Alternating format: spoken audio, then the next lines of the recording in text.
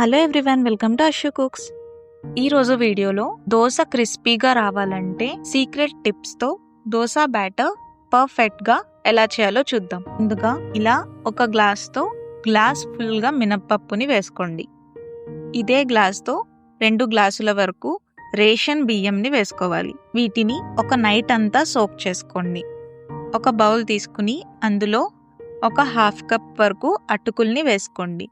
ఇందులోనే ఒక 1.5 స్పూన్ వరకు పచ్చి శనగపప్పు, 1/2 స్పూన్ మెంతుల్ని వేసుకుని 2 టైమ్స్ బాగా వాష్ చేసుకుని వాటర్ వేసుకుని సోక్ చేయండి.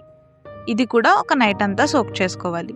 నెక్స్ట్ డే వీటన్నిటిని మిక్సీలో వేసుకుని సాఫ్ట్గా పేస్ట్ అయ్యే వరకు మిక్సీ పట్టాలి. చూడండి, ఇంత సాఫ్ట్గా ఉండాలి బ్యాటర్. ఈ బ్యాటర్ని ఒక 6 to 8 అవర్స్ వరకు ఫ్రిడ్జ్లో పెట్టి స్టోర్ చేయండి.